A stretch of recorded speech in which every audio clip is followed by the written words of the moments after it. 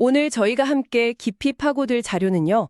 올더스 헉슬리의 소설 멋진 신세계를 분석한 한 블로그 포스트입니다. 네. 이게 1932년에 나온 소설인데 거의 100년이 다 되어 가잖아요. 그렇죠. 근데 지금 읽으면 오히려 더 소름이 돋는다고들 하더라고요. 맞아요. 정말 그래요. 이 분석글이 바로 그 이유, 왜 이 오래된 이야기가 지금 우리한테 더 오싹하게 다가오는지 그걸 아주 날카롭게 짚어주고 있거든요. 네. 그래서 오늘 저희의 목표는 이 분석을 길잡이 삼아서 소설의 핵심을 한번 제대로 맛보고 이 이야기가 우리 사회 그리고 바로 당신에게 던지는 질문이 뭔지 같이 파헤쳐보는 겁니다. 좋습니다. 보통 디스토피아 소설하면 거대한 권력이 사람들을 막 감시하고 억압하는 아주 공포스러운 세상. 말하자면 채찍으로 통제하는 사회죠. 채찍. 근데 멋진 신세계는 질문이 완전 반대예요. 만약에 국가가 우리를 고통이 아니라 완벽한 행복 그리고 쾌락이라는 당근으로 통제한다면 어떨까 하는 거죠. 와. 우리가 그걸 통제라고 알아차리긴 할까요?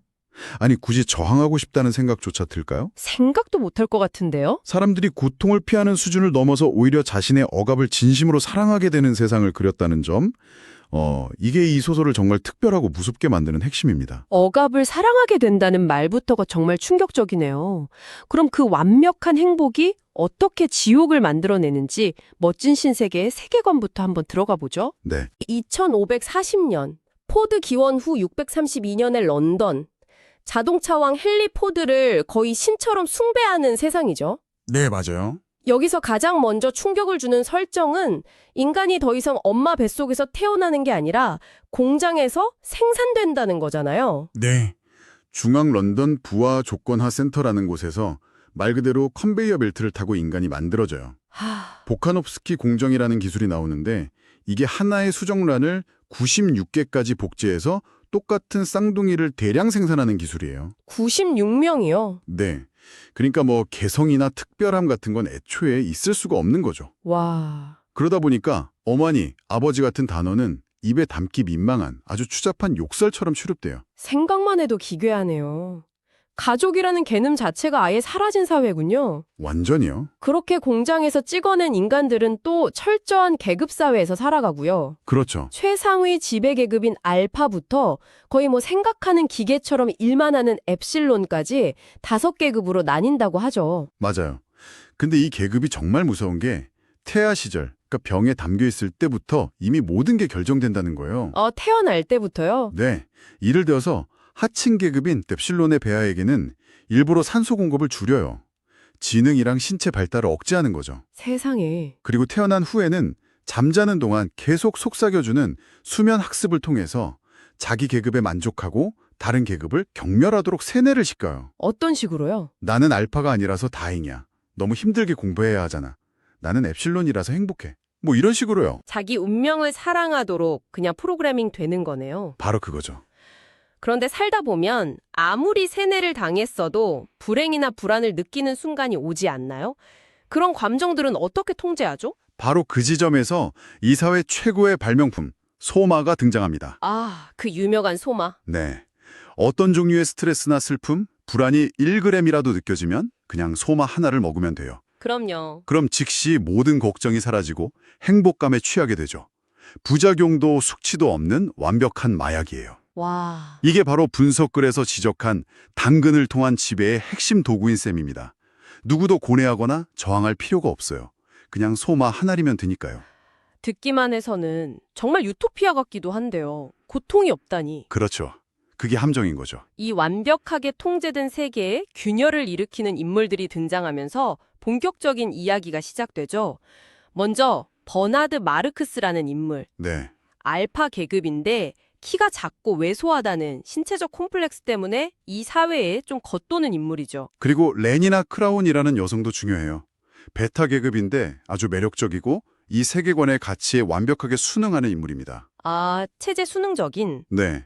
여기서는 모든 사람은 모든 사람의 것이라는 표 아래 여러 사람과 자유롭게 성관계를 맺는 게 미덕이거든요. 네네. 레니나는 그걸 아주 충실하게 실천하죠. 이 두 사람이 문명세계 밖, 그러니까 아직 옛날 방식대로 사는 사람들이 모여있는 야만인 보호구역에 가게 되면서 이 이야기의 진짜 주인공을 만나게 됩니다. 바로 야만인 존이죠. 네, 존은 어머니에게서 자연분만으로 태어났고 보호구역에서 유일하게 글을 읽을 줄 알아서 낡은 셰익스피어 전집을 읽으면서 자랐어요. 그렇죠. 버나드가 이 존을 문명세계로 데려오면서 마치 깨끗한 수조에 잉크 한 방울이 떨어진 것처럼 모든 갈등이 폭발하기 시작합니다. 맞아요.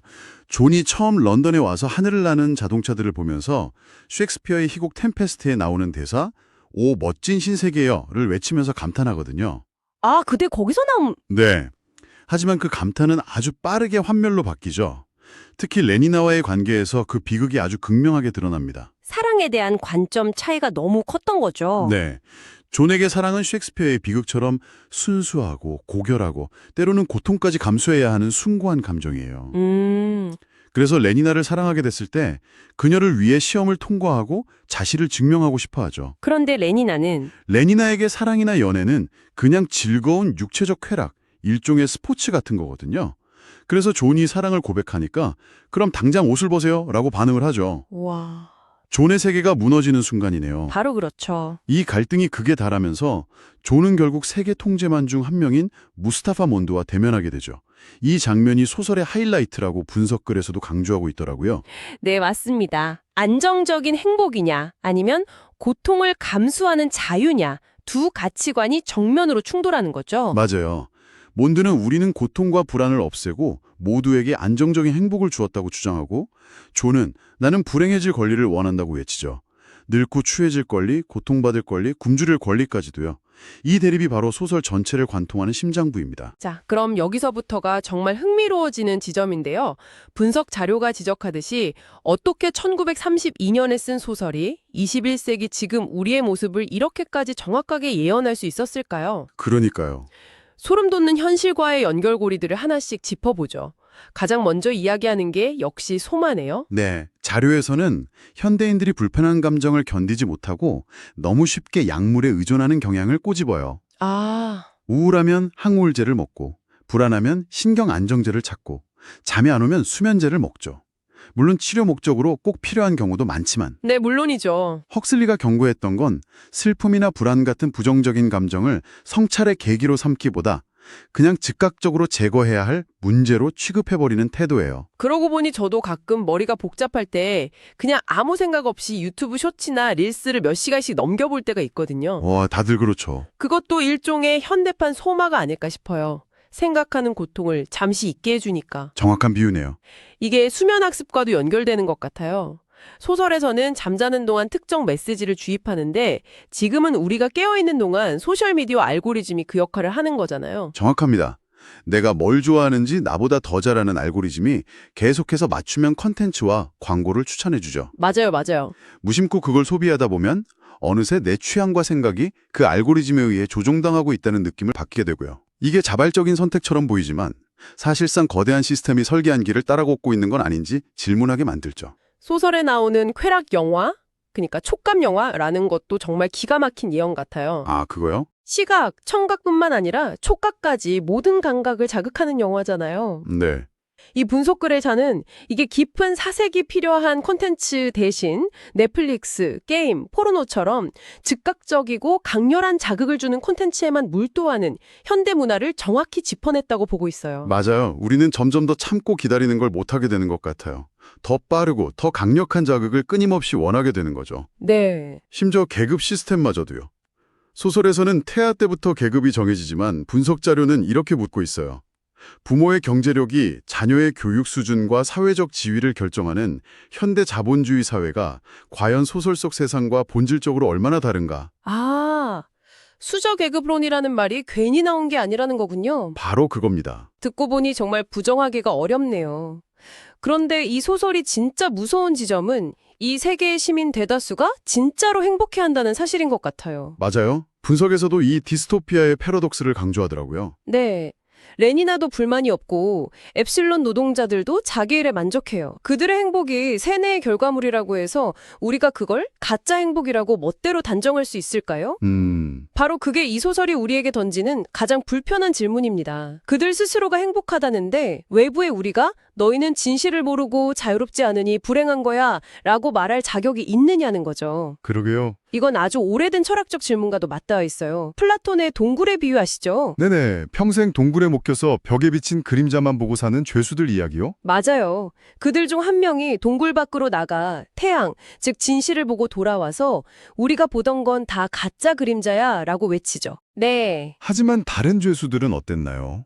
그를 고마워하기는커녕 자신들의 안정된 세계를 파괴하려는 미친 사람으로 취급하고 죽이려고 하잖아요. 그랬죠. 멋진 신세계의 시민들은 어쩌면 스스로 동굴 안에 머물기를 선택한 사람들인 셈이에요. 진실의 고통보다는 무지의 행복이 더 낫다고 믿는 거죠. 그렇다면 이 슬픈 대결의 끝이 어떻게 나는지 주요 인물들의 마지막을 통해 주제를 더 깊이 파고들어 봐야겠네요. 네. 우선 이 모든 소동의 시작이었던 버나드는 어떻게 되나요? 버나드의 결말은 좀 씁쓸하죠. 그의 저항은 사실 진정한 신념에서 나온 게 아니었어요. 분석글의 표현처럼 그건 단지 콤플렉스에 시달리던 자의 인정 욕구였을 뿐이죠. 야만인존을 데려와서 유명인사가 되자마자 그는 언제 불만을 가졌냐는 듯이 시스템에 순응하고 권력을 즐깁니다. 결국 변질되는 거네요. 네, 결국 그는 나중에 소동에 휘말려 아이슬란드로 추방당하는데 헉슬리는 이 버나드라는 인물을 통해 신념 없는 저항이 얼마나 쉽게 변질되고 위선적이 될 수 있는지를 보여주는 것 같아요. 가장 비극적인 인물은 역시 존이겠죠? 네, 존은 결국 두 세계 어디에도 속하지 못했어요. 야만인들의 세계에서는 어머니가 문란했다는 이유로 따돌림 당했고 문명 세계에서는 그의 고뇌와 순수가 조롱거리, 그냥 구경거리가 될 뿐이었죠. 너무 안타깝네요. 그는 결국 문명 세계를 피해 외딴 등대에 은둔하지만 사람들이 그를 동물원 원숭이 보듯 구경하러 몰려들어요. 그 광기 속에서 자신도 모르게 소마적인 군중의 광란에 휩쓸려버린 자신을 발견하고는 결국 스스로를 파괴했다는 절망감에 목을 매 자살하고 맙니다. 두 세계 사이에서 타협점을 찾지 못한 이상의 파멸을 상징하는 것 같아 정말. 안타깝네요. 그런데 여기서 우리가 진짜 주목해야 할 인물은 단순한 악당으로 볼 수 없는 무스타파 몬드 총통인 것 같아요. 맞아요. 분석 자료에서도 그를 가장 흥미로운 악역으로 꼽고 있더라고요. 정말 매력적인 악역이죠. 그는 사실 이 체제가 무엇을 희생시켰는지 누구보다 잘 알고 있는 사람이에요. 그의 서재에는 셰익스피어, 성경 같은 금서들이 가득하거든요. 정말요? 네, 젊은 시절에는 뛰어난 과학자였지만 진실을 탐구하는 과학이 사회 안정을 해친다는 이유로 스스로 연구를 포기하고 통제관의 길을 선택한 인물입니다. 다 알면서도 왜 이 끔찍한 체제를 유지하는 걸까요? 그 이유를 그는 존에게 아주 설득력 있게 설명합니다. 바로 역사 때문이에요. 역사요. 자유와 예술, 과학과 종교가 있던 과거의 인류가 어떤 끔찍한 전쟁과 질병, 기아와 고통을 겪었는지를 그는 알고 있는 거죠. 그래서 그는 냉정하게 선택한 겁니다. 소수의 지적 자유와 예술적 고뇌를 위해 다수가 고통받는 세상 대신 예술과 진리는 없지만 다수가 안정적으로 유아기처럼 행복한 세상을 만들기로요. 그의 논리는 비극적 현실주의의 바탕을 두고 있어서 무서울 정도로 설득력이 있어요. 독자들마저도 어쩌면 몬드의 말이 맞을지도 몰라 하고 흔들리게 만들죠. 그러네요. 결국 이 모든 이야기는 안정된 행복이냐, 고통스러운 자유냐는 거대한 질문으로 돌아오게 되네요. 네. 우리는 보통 자유 없는 행복이 무슨 의미가 있어 라고 쉽게 말하잖아요. 그렇죠. 하지만 분석 자료가 마지막에 묻는 것처럼 만약 실패의 불안도, 선택의 고통도 없이 늘 만족스러운 삶을 살 수 있는 옵션이 주어진다면 우리가 정말 그 달콤한 유혹을 거부할 수 있을까요? 그게 바로 이 90년 된 소설이 2024년의 우리를 여전히 불편하게 만드는 이유겠죠. 우리는 이미 매일 그 비슷한 선택의 기로에 놓여 있으니까요. 오늘 이 분석글과 함께 살펴본 멋진 신세계는 단순히 먼 미래를 그린 공상과학 소설이 아니라 바로 지금 우리 자신을 비추는 섬뜩한 거울이라는 생각이 듭니다. 네, 맞아요. 이 책이 말하는 진짜 공포는 빅브라더처럼 외부에서 우리를 억압하는 존재가 아니에요. 오히려 우리가 편의와 쾌락을 위해 스스로 자유를 조금씩 내어주고 나중에는 그 사슬을 너무나 사랑하게 될 수 있다는 가능성, 바로 우리 내면의 나약함인 거죠. 맞습니다. 우리는 스스로 자유로운 개인이라고 굳게 믿고 있지만 혹시 현대판 소마인 소셜미디어 알고리즘이나 끝없는 쇼핑, 자극적인 컨텐츠에 중독되어서 고통스럽지만 꼭 필요한 생각하는 힘 자체를 잃어가고 있는 건 아닐까요? 이 질문을 스스로에게 던져보지 않을 수 없게 만듭니다. 이 소설은 그래서 명쾌한 답을 주지 않는 것 같아요. 대신 평생 곱씹어 볼 만한 근본적인 질문들을 우리 삶에 남겨두죠. 지금 당신이 원하는 그 욕구는 정말 당신의 것인가요? 아니면 사회와 미디어가 당신에게 심어놓은 것은 아닐까요? 당신은 과연 자유로운가요? 아니면 자유롭다고 느끼는 편리한 환상 속에 살고 있는 건가요? 와, 오늘 살펴본 분석글의 마지막 문장을 당신께 질문으로 던지면서 마무리하고 싶습니다. 당신의 멋진 신세계는 무엇인가요? 어쩌면 우리가 행복이라고 믿으며 안주하고 있는 그 일상의 모습 속에 우리가 이미 기꺼이 받아들인 통제의 그림자가 숨어 있을지도 모릅니다.